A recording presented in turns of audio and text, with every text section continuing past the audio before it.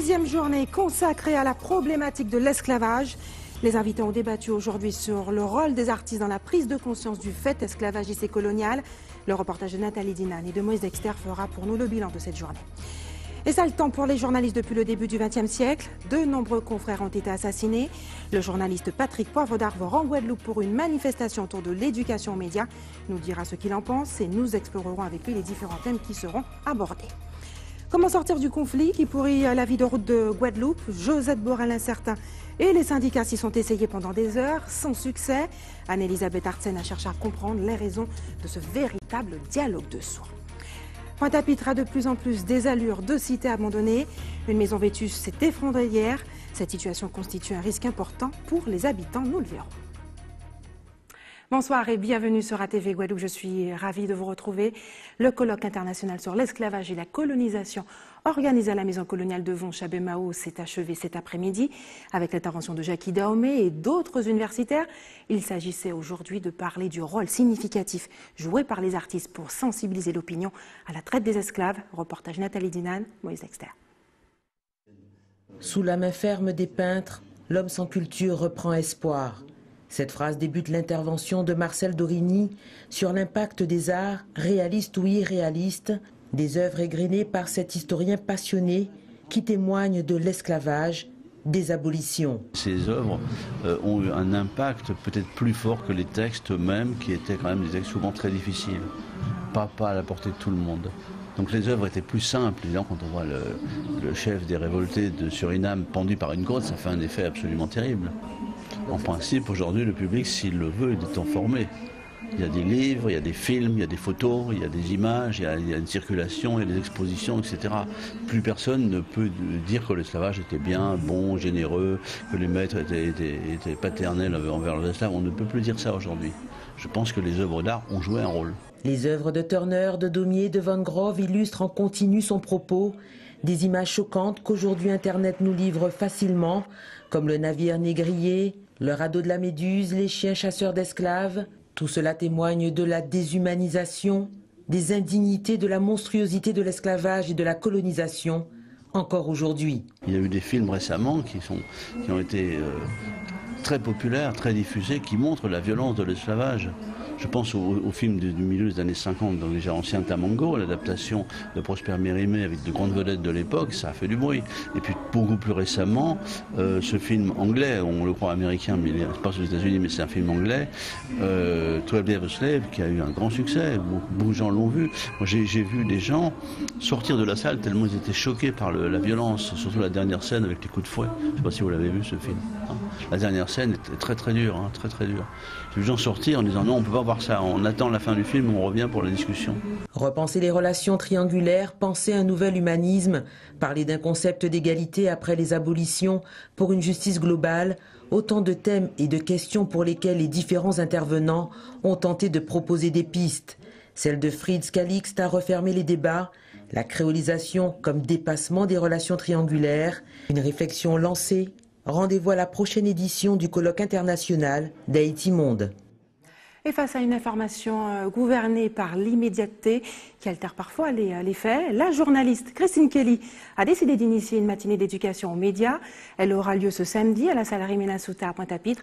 Pour cette première édition, elle a choisi comme invité d'honneur celui qui fut l'une des icônes de TF1, si ce n'est l'emblème de la chaîne, et qui en a fait le journal le plus regardé d'Europe. Patrick Poivre d'Arvor, bonsoir. Bonsoir. Merci d'avoir accepté notre invitation. Nous sommes ravis de vous recevoir. Ce jeudi 9 novembre était la journée internationale de la fin de l'impunité contre les crimes commis contre les journalistes. Plus de 700 confrères ont été tués depuis le début du XXIe siècle pour essayer de faire finalement leur travail.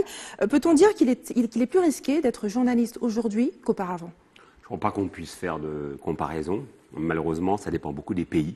Il y a des pays où vraiment, aujourd'hui, les journalistes souffrent, ne peuvent pas dire ce qu'ils pensent, ce qu'ils savent, et ont beaucoup de mal. Soit ils sont emprisonnés, soit ils sont torturés, soit ils sont enlevés. Il y a des pans entiers du monde où ça continue, et il faut penser tout le temps à nos confrères qui sont dans ces cas-là. L'éducation aux médias et à l'information, c'est l'objet justement de votre visite en Guadeloupe. Quel sens donnerez-vous à votre participation à cette manifestation?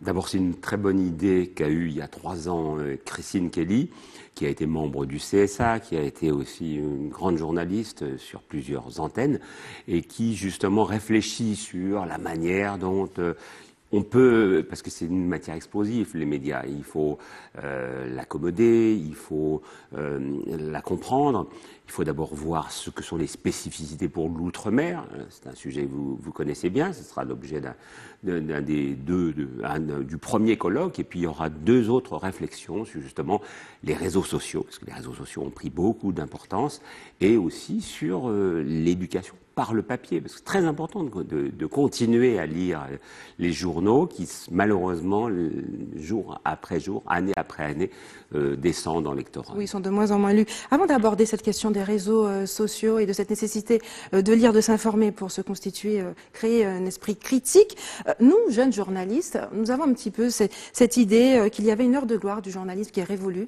avec justement l'émergence des chaînes d'information continue qui ont créé cette information fast-food. Est-ce qu'il s'agit là d'un fantasme de jeunes journalistes ou d'une réalité? Non, pas du tout. Vous faites une bonne analyse. C'est vrai que quand j'ai commencé dans ce métier, il y avait 2 chaînes, puis après 3, et puis après 4, et puis 100 aujourd'hui. Enfin, c'est énorme. Alors, au départ, on se dit c'est formidable, parce que ça veut dire que la liberté de l'information va être développée en 100 endroits différents, et non plus en un seul endroit. Moi, quand j'ai commencé, par exemple, il y avait un seul et unique propriétaire qui s'appelait l'État. Bon, il possédait la première chaîne, la deuxième chaîne, la troisième chaîne. Je trouve que sur le plan du pluralisme, on peut faire mieux. Et on a fait mieux depuis. Mais malheureusement, contrairement à ce qu'on a espéré, il y a une forme de... Voilà, tout se ressemble, tout le monde se copie. Cela vous fait peur pour l'avenir de la profession? Oui, parce que je pense que chacun doit réfléchir avec son intelligence propre, sa sensibilité propre, et se dire, tiens, moi je vais essayer d'apporter une information différente. Je ne vais pas essayer de copier ce que font les autres, obligatoirement, ou essayer d'être un peu voyeuriste. Non, je crois qu'il faut développer ces idées, et les gens sont suffisamment intelligents pour tout à fait comprendre et puis faire leur choix. Comme développer ces idées, c'est assez étrange, parce que ce débat, il revient à chaque fois. C'est sur l'idée du bon journaliste. Qu'est-ce qu'un bon journaliste? Certains prétendent qu'il doit être formé sur le tas. D'autres qui doivent faire une école. Quel est votre avis? Bon, moi j'ai fait les deux, quoi. J'ai gagné un concours qui m'a permis de devenir journaliste, ça s'appelait Envoyé spécial, c'était sur France Inter. Et puis j'ai fait aussi par ailleurs une école de journalisme, et j'ai aussi travaillé sur le tas. Moi je pense que rien ne vaut le terrain, ça c'est la base. 2, rien ne vaut l'empathie, c'est-à-dire qu'on est intéressé ou on n'est pas intéressé par les gens. Si on n'est pas intéressé par les gens, il faut faire un autre métier. Il faut vraiment, pour être convaincant par exemple, il faut être convaincu. Bon, et puis il faut aimer les gens, il faut avoir une forme de générosité. Ça, c'est une base. Et puis, troisièmement, il faut être sérieux, rigoureux, et toujours recouper ces informations. Ce formatage par l'école de journalisme est-il une nécessité obligatoire au final? Moi, je pense que ça ne doit pas être obligatoire. C'est utile, mais c'est pas obligatoire. Sinon, on forme les mêmes petits oiseaux qui vont cacter la même petite chanson, et ça va pas intéresser les téléspectateurs. Non, il faut qu'il y ait des chansons différentes, des airs différents, des musiques différentes. Il y a quelque chose qui a séduit en tout cas les téléspectateurs français, qu'ils soient des Outre-mer ou de la France hexagonale, c'est votre plume, votre impertinence. Aujourd'hui, je sais que vous ne regardez plus par exemple le journal de TF1, mais vous regardez la télévision, vous écrivez, vous êtes écrivain. Si vous deviez reprendre la plume en tant que journaliste, qu'est-ce que vous auriez aimé dire sur la politique menée par le nouveau président Emmanuel Macron? Ou alors même une question? J'ai encore en souvenir les questions posées à Nicolas Sarkozy, à Jacques Chirac, à François Mitterrand. Elles venaient en général au tout dernier moment, parce que je me disais, tiens, comment je vais le piquer là, et de temps en temps, j'essayais de l'agacer, quoi, parce que au fond, ils sont très formatés, toutes ces bêtes-là, qui nous ressemblent pas. Hein. Et donc, pour les avoir, pour éviter les éléments de langage, tout ce qu'on entend de par-ci, par-là, il faut poser une question un peu déstabilisante. Donc, je ne vais pas en trouver une sur le moment, mais si je l'avais en face de moi, je suis sûr que après 2-3 minutes de mise en chauffe, je trouverais une question qui normalement devrait donner un petit quart seconde de vérité, quoi, et qui fasse qu'on se dit, tiens, au fond, il est peut-être ceci ou peut-être cela. J'ai fait ça avec les différents présidents qui se sont avec succédés. courtoisie. Oui, il faut Petite aussi confidence entre journalistes, avez-vous eu un moment de peur en posant ce genre de questions? Je pense face à quelqu'un comme François Mitterrand. Ah oui, François Mitterrand, c'est souvent un frité comme ça à l'antenne, mais en même temps, il détestait pas, hein, il aimait bien avoir justement un sparring partner qui lui renvoie la balle. Et à chaque fois qu'un de mes confrères est à mes côtés, et s'il est trop gentil avec lui, il ne le regardait même pas. C'est même pas à celui qui essayait d'être gentil. Non, il faut, je crois, ils sont suffisamment armés, ils n'ont pas été élus pour rien, pour qu'on puisse oser dire des choses. Il faut avoir une petite forme d'impertinence, peut-être même d'insolence, je ne sais pas, mais il faut surtout penser à ce que pensent les téléspectateurs et se dire, tiens, ils n'ont pas la chance de pouvoir l'interroger, je vais essayer de leur poser à ces gens de pouvoir des questions que se posent les gens qui nous regardent. Merci Patrick d'avoir accepté de répondre à nos questions. Le débat va se poursuivre ce samedi à la salle Rémy Souta à Pointe-à-Pitre, en présence de Christine Kelly qui sera également là et d'autres journalistes locaux. Nous poursuivons ce journal avec un sujet concernant certains quartiers de Pointe-à-Pitre qui regorgent de maisons abandonnées. Une maison vétuste d'ailleurs s'est effondrée hier. Le maire de Pointe-à-Pitre qui a entamé une politique de rachat de ces maisons en appelle à la responsabilité des propriétaires. On regarde le reportage d'Anne-Elisabeth Artsen. On regarde ensemble. Problèmes familiaux ou décès prématurés des propriétaires, de nombreuses maisons de la cité pointoise sont désormais abandonnées. Fragilisées par les intempéries, ces habitations mettent en péril la sécurité du voisinage. Une maison qui a un beau caractère patrimonial, mais qui est abandonnée par ses propriétaires depuis plusieurs décennies.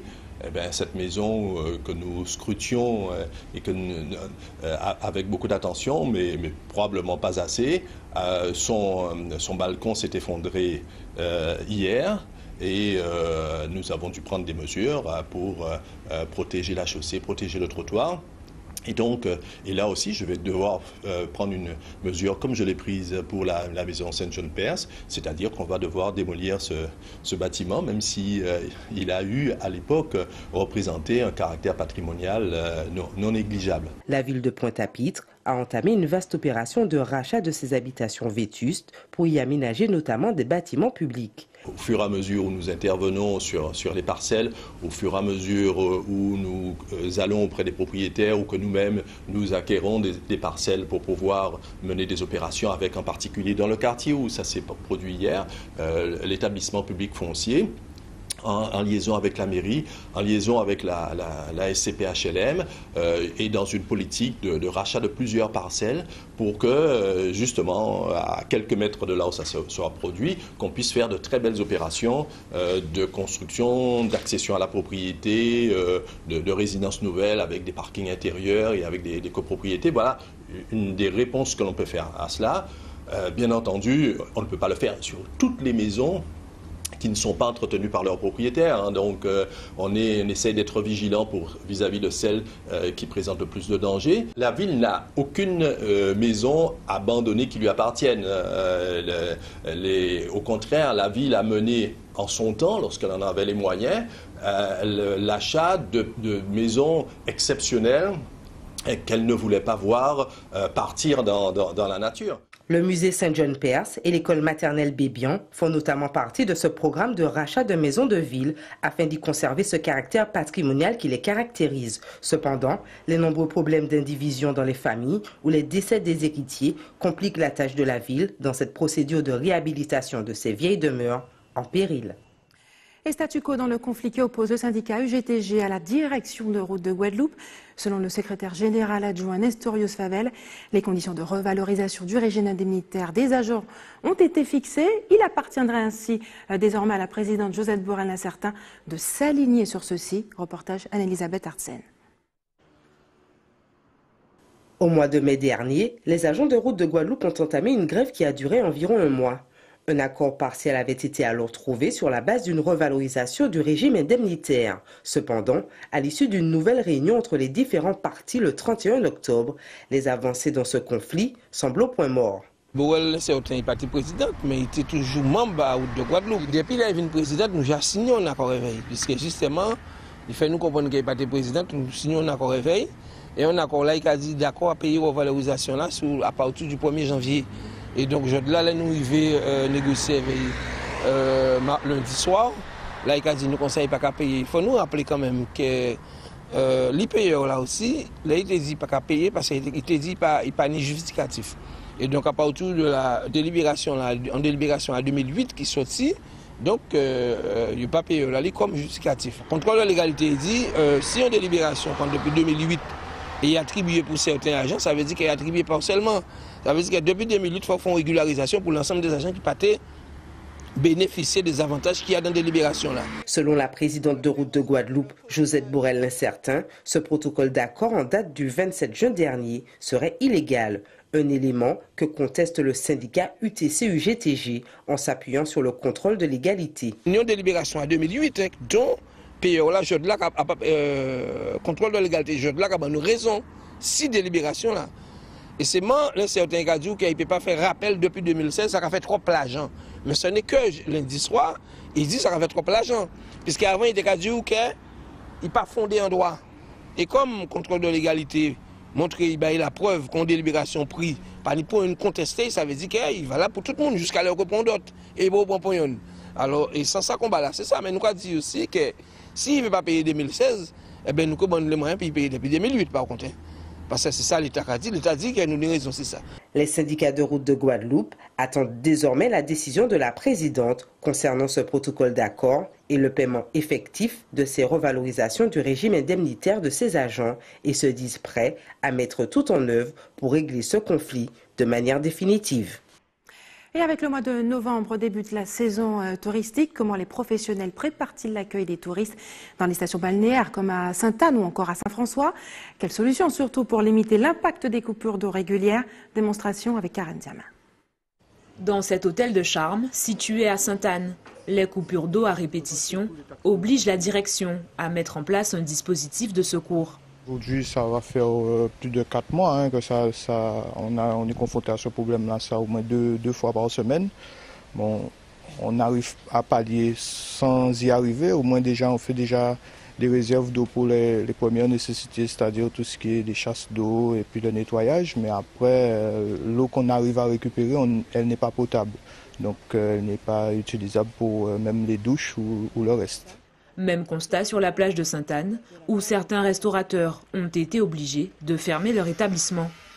On essaie de faire au mieux en faisant des petites réserves pour pouvoir pallier au quotidien. Mais c'est vrai que c'est difficile, c'est très difficile pour nous pour pouvoir accueillir un public sans pouvoir leur permettre d'aller aux toilettes. Moi j'ai été obligée de fermer hier après-midi à 14h.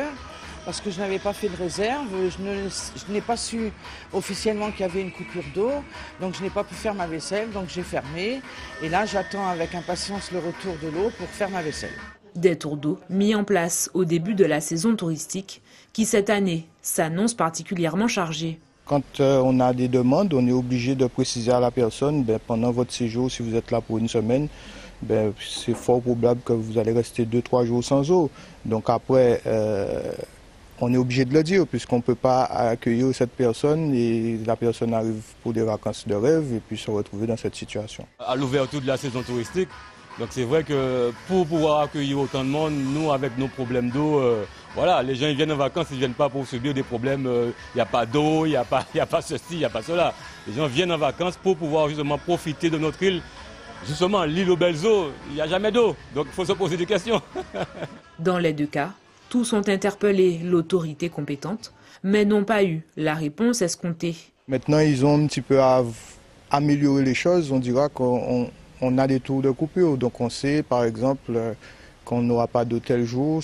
Voilà, mais c'est 24 heures. Des fois, ça fait 48. Des fois, ça fait 72. Là, aujourd'hui, vous tombez bien. On est en plein dedans. On n'a pas d'eau depuis hier matin. Prévu pour durer 24 heures, les tours d'eau concernent les communes de Sainte-Anne, Saint-François, Le Gosier, Cap-Esterbello, ainsi que Goyave.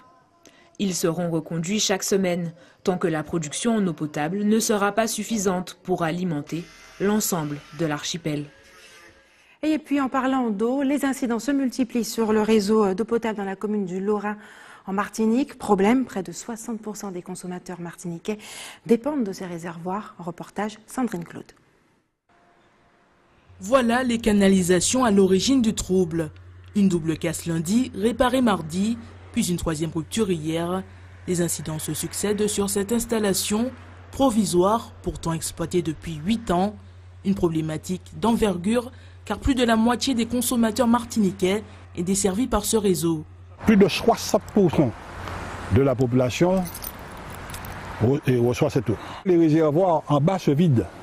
Ça va nous poser un problème, 1, d'approvisionnement, 2, un problème sanitaire grave. Nous alertons le préfet sur ça. Ces incidents à répétition s'expliqueraient par une erreur de conception. Au départ, vous avez un tuyau de 800. Vous me mettez 2 tuyaux de 200 et un tuyau de 300, et le débit qui va dessus, les soudures ne peuvent pas tenir. C'est souvent que ça se passe. Tant que ça, ce ne sera pas en pression normale, on ne sait pas combien de temps ça va tenir. En charge des réparations, la CTM se défend de cette thèse, car l'affaire est bien plus complexe. Les canalisations empruntent en réalité un terrain privé. La collectivité remet en question la parcelle. C'est dû à l'instabilité du terrain. À Séguino, il y a eu un glissement de terrain qui a cassé les canalisations. Ça a été réparé dès le 31. Mais malheureusement, lors de la remise en eau, peut-être parce que l'exploitant a trop tiré là-dessus, il y a une nouvelle casse qui s'est produite aujourd'hui.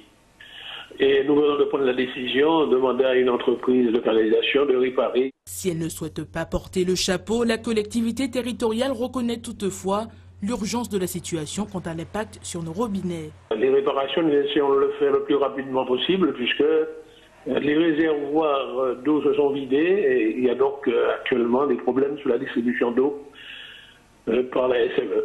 Les travaux de réparation doivent démarrer demain. La CTM espère un retour à la normale d'ici 2 jours. Les perturbations devraient principalement concerner le centre de l'île. Et restez sur ATV Guadeloupe dans quelques minutes. Nous le verrons, la fête de la Toussaint honorée mais avec moins de ferveur. Et puis c'est parti pour le tournoi international d'escrime qui a débuté hier. Le champion Yannick Borel a accepté de se confier devant nos caméras. Fini les batailles de bougies et les jeux de cache-cache pendant la Toussaint. Si de nombreux Guadeloupéens ont honoré leurs défunts ces 2 derniers jours, cette tradition a perdu un peu en vivacité. Reportage Karen Diama au cimetière de Bemao. Si la Toussaint permet de rendre hommage à ceux qui nous ont quittés, autrefois, cette fête religieuse permettait aux plus jeunes de s'amuser. Nous avons allumé les bougies, nous avons récupéré les bougies là après la Toussaint finie, nous avons mis en bouteille, nous avons fait fond, nous avons mis en bouteille, là où il dit, nous avons cassé la bouteille là, nous avons fait des gros bougies avec. Bon, par contre, nous avons venu dans ce métier là, nous avons récupéré les bougies qui veut dire aussi la bougie qui molle, nous avons roulé, nous avons fait fond boule, avec nous avons qui voyait des dehors, on pas voir que nous avons sorti en bitin tombé sur. Mais c'était la belle vie à l'époque. Pour ce natif de Bemao, la modernisation du cimetière lui a enlevé toute sa convivialité. Au niveau de l'ambiance, c'est pas pareil non plus, parce qu'il y a une chose que les gens, quand ils vont au cimetière avant, étaient bonjour madame Intel, bonjour, c'est qui est là? Ah ben c'est ma mère, ah c'est ta mère qui est là, tiens, ils vont mettre une petite lumière sous la tombe de la personne parce qu'ils connaissent la personne. Aujourd'hui, ce n'est plus ça, c'est chacun chez soi, point trait, on vous dit même pas bonjour, même la dame qui est à côté de moi, elle a dit ah bon, pas bonjour, et c'est là que je trouve un peu plus désagréable pour les anciens, hein. Le nouveau, ça n'a pas de changement, pour moi désagréable. Si l'atmosphère de la fête a changé, les traditions ont également évolué. Aujourd'hui, à présent, on ne voit pas de bougies encore, c'est des petits lampes qui sont allumés, c'est des petits bitins comme ça, pas encore. Et même aussi, même la Toussaint, un peu de ça modernisé qu'on est là. Parce qu'à l'époque, quand on a plus dans le cimetière, à présent, on rentre dans la religion, il y a maintenant encore au bas, et il y a dit, bon, monsieur Daoutron, en tant que responsable, on peut te rendre d'autres monde parce qu'elle n'a pas qu'à occuper des bons mots. Alors, ce qui fait que vous voyez effectivement, population là baissée au niveau du cimetière. Le cimetière avant était avec des coquilles de lambis, c'était que ça qu'il y avait, et c'était les parents qui s'en occupaient pour relever les tombes. Comme il n'y a plus de coquilles de lambis aujourd'hui, les gens ils ont fait ça un peu avec des ciments, ils ont fait ça avec des parpaings, et moi j'ai fait celui de ma mère en marbre, parce qu'il y a moins de nettoyage au moment de la Toussaint. Ce soir, des centaines de visiteurs se croiseront dans les allées des cimetières de l'archipel, qui semblent avoir quelque peu perdu leur âme. Et parlons santé maintenant. La nouvelle formule du Levothyrox fait l'objet d'une crise médiatique et non sanitaire selon un rapport de l'Assemblée publié il y a quelques jours. La nouvelle formule de ce médicament, réservée aux personnes ayant des troubles de la thyroïde, serait même meilleure selon certains spécialistes. On regarde le reportage de Pierre Tréfou. Le lévothyrox est un médicament destiné aux patients qui souffrent de troubles de la thyroïde. La composition du médicament a changé depuis fin mars 2017 et des milliers de patients affirment qu'ils souffrent depuis cette date d'effets secondaires graves. Alors le lévothyrox, on a un petit souci en fait au niveau de la reformulation. Donc le laboratoire Merck a reformulé donc à la demande de la NSM un nouveau produit il y a à peu près 5-6 mois. Donc nous fonctionnons en ce moment sur l'ancien lévothyrox et en même temps sur le nouveau.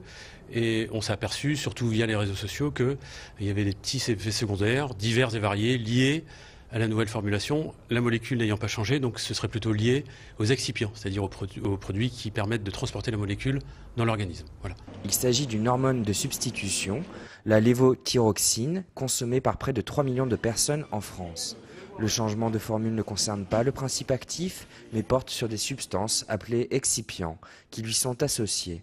Le laboratoire estime que la très grande majorité des patients n'ont pas vu de différence et invite tous les consommateurs de ce médicament à consulter leur médecin pour mettre en place un suivi approprié et se soumettre à des dosages qui permettent de rééquilibrer, si besoin, le traitement. Il y a eu 14 000 déclarations de mars à septembre disant qu'il y avait des effets secondaires. Et sur les 14 000 patients qui ont déclaré ces effets secondaires, il n'y en a eu vraiment que 5 000 qui ont été répertoriés comme effets secondaires pouvant vraiment nuire à la qualité de vie, professionnelle ou sociale. Donc c'est vraiment extrêmement peu, c'est 0,5% des patients. Alors bon, il y a quand même eu des déclarations, donc c'est vrai que là, l'Agence nationale de la sécurité du médicament est en cours d'étude et analyse tous ces effets secondaires.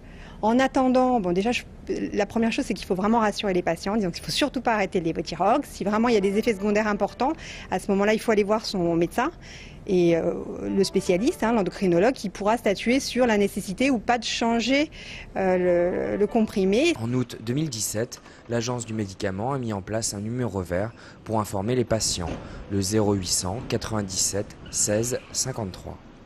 Et la deuxième édition du tournoi international d'escrime a débuté hier depuis au Palais des Sports Le Rafflessel à Petit-Bourg. Plus de 22 délégations venant de 20 pays ont été invitées. Reportage Yvan Lemar qui s'est rendu sur place. Pour cette deuxième édition, des délégations venues de Hongrie, États-Unis, Curaçao, Porto Rico et des Antilles Guyane sont réunies pour 4 jours de compétition. Le but sportif de ce deuxième tournoi international, c'est en fait que les tireurs de la Guadeloupe, de la Martinique, de la Guyane, des îles proches, profitent de l'opportunité du seul tournoi international dans la discipline escrime en Guadeloupe, dans le bassin caribéen. Et c'est ça l'intérêt. Parce que si vous voulez à l'escrime, c'est souvent le contraire. Nous nous déplaçons pour aller à l'extérieur. Aujourd'hui, nos partenaires nous ont permis, la ville de Petit-Bourg ainsi que la région, nous ont permis, avec leur aide, leur soutien, de pouvoir réaliser ce deuxième tournoi ici à Petit-Bourg. Ce tournoi est ouvert aux jeunes âgés de 13 à 20 ans. L'épée et le fleuret sont les 2 armes pratiquées. C'est l'occasion pour certains de vivre une première grande compétition. J'ai voulu participer à ce tournoi pour me perfectionner et pour atteindre au maximum le haut niveau. C'est nouveau pour moi de rencontrer plusieurs pays, donc me perfectionner encore plus. Donc ça me fait un nouveau challenge. Je trouve que c'est une bonne opportunité puisqu'on peut tirer contre des étrangers. C'est-à-dire on tire contre différentes personnes que d'habitude. C'est un peu d'excitation. Mais en même temps, j'essaie de rester concentré pour essayer d'avoir des résultats. C'est tout le temps qu'à je vais toujours les mêmes techniques, là je vois autre technique, donc ça me permet d'améliorer mes techniques, de faire autre chose que ce que j'ai l'habitude de faire, voilà, je progresse. Cet événement est labellisé par la Fédération française d'escrime. L'ensemble des points obtenus par les tireurs sera comptabilisé pour le classement national. Et puis un événement important pour le champion guadeloupéen, Yannick Borel, parrain de l'événement. Je vous rappelle qu'il est le meilleur de sa discipline en Europe, champion d'Europe. Il est venu spécialement pour assister à l'événement. Il s'est confié d'ailleurs à Yvan Lemar. On regarde ses confidences. Pour Yannick Borel, double champion d'Europe, double champion du monde et champion olympique, parrainer le tournoi international de Petit-Bourg était une évidence. Pour moi, c'est une chance pour les jeunes d'avoir ce genre d'événement ici en Guadeloupe ou aux Antilles tout court, mais en Guadeloupe surtout pour les escrimeurs guadeloupéens. ça leur permet d'entretenir ce petit rêve de compétiteur, c'est-à-dire d'affronter des tireurs de la Martinique, de la Guyane, de Curaçao, de Hongrie, de métropole, et de montrer aussi la capacité des organisateurs à faire un beau tournoi en Guadeloupe, à accueillir les tireurs qui souhaitent participer dans les meilleures conditions. Et tout ça permet d'aller dans la continuité et de l'excellence des escrimeurs guadeloupéens. Ancien tireur du club d'escrime de Pointe-à-Pitre et ancien pensionnaire du pôle espoir Antilles-Guyane, Yannick Borel est devenu un modèle pour nos jeunes. C'est pas que moi qui l'espère, il espère tout le monde car déjà il est guadeloupéen. Ce qu'il fait, c'est fabuleux, il est champion olympique. Et nous aussi, on aimerait être comme lui. Déjà, son gabarit, je pense que tous les jeunes Guadeloupéens, on adore son gabarit. Son jeu, il est très assidu sur ses jambes, sur sa pointe. Et puis, on va pas se mentir, durant ces 2 dernières années, c'est le meilleur. Pour le numéro 1 mondial, échanger avec des jeunes est essentiel. J'essaye au mieux de représenter la Guadeloupe, j'ai envie de dire au quotidien. Je suis guadeloupéen, c'est mon identité. Si je peux être un exemple ou un modèle pour les jeunes, c'est super. J'essaye pas de... Enfin, je ne vais jamais dire faites comme moi parce qu'il n'y a pas de vérité, j'ai pas le parcours idéal. Il y en a qui ont fait mieux que moi, il y en a qui ont peut-être pas fait aussi bien, mais qui ont fait bien quand même. Enfin, en tout cas, si ça peut les motiver, si en venant échanger avec moi, ils peuvent avoir peut-être une petite phrase qui va leur permettre de se dire ah ben si je faisais comme ça, peut-être que j'y arriverais plus facilement. Je comprends ce qu'il a dû faire comme sacrifice, quel travail il a dû fournir pour y arriver. Ben, c'est gagné quoi. Yannick Borel restera en Guadeloupe jusqu'au 5 novembre, puis prendra la direction de l'Italie pour participer à la Coupe du Monde. Quand le talent se conjugue avec l'humilité, et puis c'est l'heure des informations pratiques maintenant. Les coupures d'eau continuent avec les plannings de tours d'eau qui sont prévues demain et concerneront les villes du Gosier et des Abîmes de midi, à partir de midi jusqu'au lendemain. Et puis le service, la permanence en tout cas du service pôle funéraire sera assurée demain de 6h30 à 11h30 avec une réouverture prévue le samedi 4 novembre aux horaires habituels. Et enfin, si vous avez la collecte de sang se fera demain au centre commercial de Millénis aux Abîmes de 8h30 à 13h. Et si vous avez des informations à nous communiquer, n'hésitez pas à nous appeler au 60 11 2 fois. Et voilà, c'est la fin de notre édition locale et régionale. Avant de se quitter, je vous rappelle les principaux titres qui ont été développés aujourd'hui. À la une ce soir, nous l'avons vu, ce dernier jour du colloque international consacré à la problématique de l'esclavage. Les invités ont débattu aujourd'hui sur le rôle des artistes dans la prise de conscience du fait esclavagiste et colonial. Et puis, le journaliste Patrick Poivre d'Arvor est en Guadeloupe pour une manifestation autour de l'éducation aux médias qui aura lieu ce samedi à la salle Rémy Nassouta à Pointe-à-Pitre, un événement organisé par la journaliste Christine Kelly. S'y sont essayés pendant des heures sans succès. L'UGTG campe sur sa position, a été fixée et que la présidente doit s'y plier. Et puis, nous l'avons vu, Pointe-à-Pitre a de plus en plus des allures de cité abandonnée. Une maison vétuste s'est effondrée hier, le maire de la ville.